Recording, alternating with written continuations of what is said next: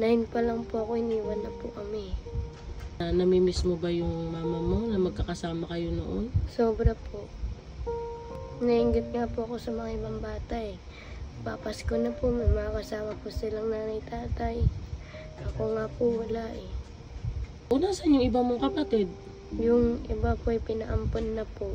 Hanggang ngayon ba, Diday, may sama ka pa ng loob kay mama mo? Saan ka ba nagagalit? Nagagalit ka dahil nangihingi siya? O may iba kang dahilan kung bakit ka nagagalit? May ibang dahilan po. Kung kalang okay na po kasi ako eh, doon na po siya nagparamdam po sa akin. Gaano ka? Hindi ka daw pumasok? Hindi po eh. Bakit? Ano po kasi kami ng papel po ng anak ko. Yung birth certificate? Opo. Okay na? Opo. Oo, bakit malungkot ka? Yung nanay ko po kasi nag-chat po sa akin eh. O tapos? Nangihingi po siya ng pambiling gamot niya po. Hindi ko po binigyan, nagalit po sa akin. Nagalit siya? Opo. Bakit naman siya magagalit? Hindi ko rin po alam eh. Sabi niya po sa akin, wala daw po akong anong anak po sa kanya. Kahit tulong lang daw po, hindi ko daw po mabigyan siya. Diyos ko, nabayan kaya pala ganyan ka. Opo. Bakit hanggang ngayon ba, Diday, may sama ka pa ng loob kay mama mo? Ano po, wala naman po. Kaso siya lang po nagkaano po sa akin na parang inaaway niya po pag hindi ko po binibigay po yung hinihingi niya po. Matagal na ba silang hiwalay ni mama mo at saka ni papa mo? Opo. Ano sabi ng papa mo? Ano sabi po ng tatay ko, hayaan ko na lang daw po. Focus na lang daw po sa anak ko po. Ano ba yan? Baka naman, Diday, hindi ko kasi alam kung, syempre may kanya-kanya naman tayong rason, di ba?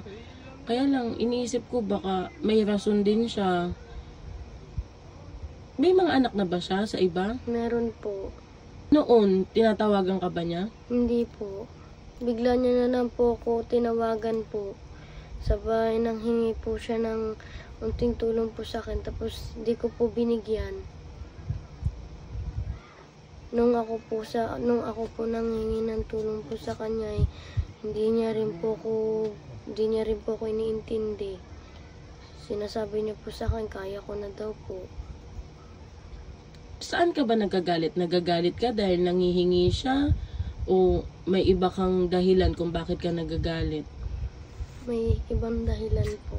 Bakit? Bakit ka ba nagagalit sa kanya? Nung ako po nanghingi ng tulong dahil po sa papel po ng anak ko sabi po sa akin, kaya ko na daw po yun. Bakit ba kailangan mo yung pirma ng nanay mo para sa papel mo? Opo. O sino na ang pumirma? Yung biyanan ko po tsaka tatay ko po. O diba? At least natulungan ka na ni papa mo at saka ng biyanan mo. Pero Diday, sasabihin ko sa'yo to ha. Ang magulang ay magulang pa din yan. Nanay mo pa rin siya. At gusto ko na matutunan mo na hindi sumama yung loob sa kanya. Kahit na ano pa yung nagawa niya o ano man yung pagkukulang niya, magulang mo pa din siya.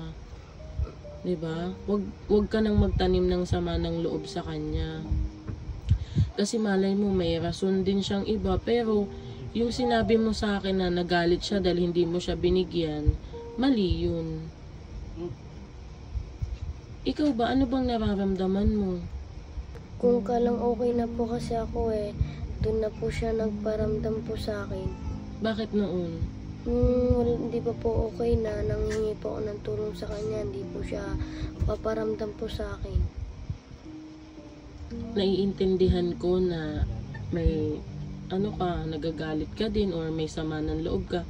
Kasi minsan valid naman yun. Pero yun nga, paalala ko lang sa'yo na ang magulang ay magulang pa din. Diday, mama mo pa rin siya kasi kung hindi dahil sa kanya, wala ka din naman dito. Ngayon na magulang ka na din, may anak ka na din. Pero kung ano man yung rason niya, sana maintindihan mo na lang siya. Napakaswerte po kasi ng mga ibang bata po. May mga magulang po sila. Ako nga po kasi maghiwalay po kami.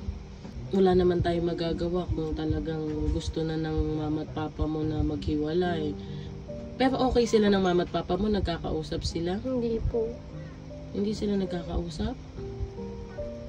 Hindi ko alam kung paano papagaanin yung loob mo ngayon, pero isa lang yung gusto kong sabihin sa'yo. Magiging okay din ang lahat, ha? Nainggit nga po ako sa mga ibang bata eh. Papasko na po, may mga kasama po silang nanay tatay. Ako nga po wala eh. Namimiss mo ba yung mama mo na magkakasama kayo noon? Sobra po. Naalala po kasi pag dumating po yung Pasko, bagong taon po, magkakasama po kasi kami. 9 pa lang po ako, iniwan na po kami. Ilan ba kayong magkakapatid? 6 po. O nasan yung iba mong kapatid? Yung iba po ay pinaampon na po. Pinaampon ni mama mo? Opo, hindi na po kasi kayang alagaan po eh. Ibig sabihin hindi yun alam ng papa mo yung nagpaampon yung mama mo. Hindi po. Ilang taon yung kapatid mo nang pinaampon?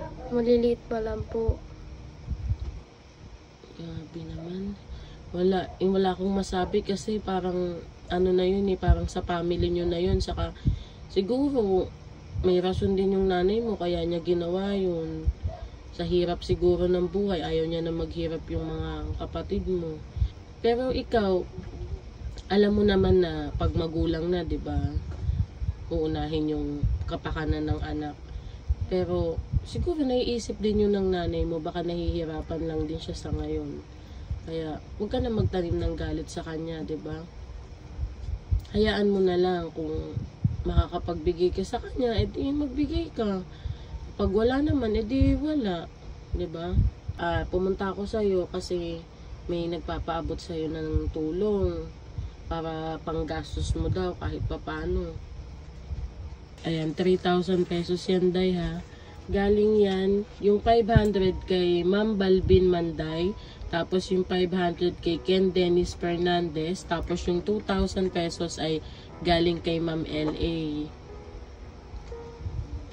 Maraming salamat po sa nagpaabot po ng tulong para po sa akin.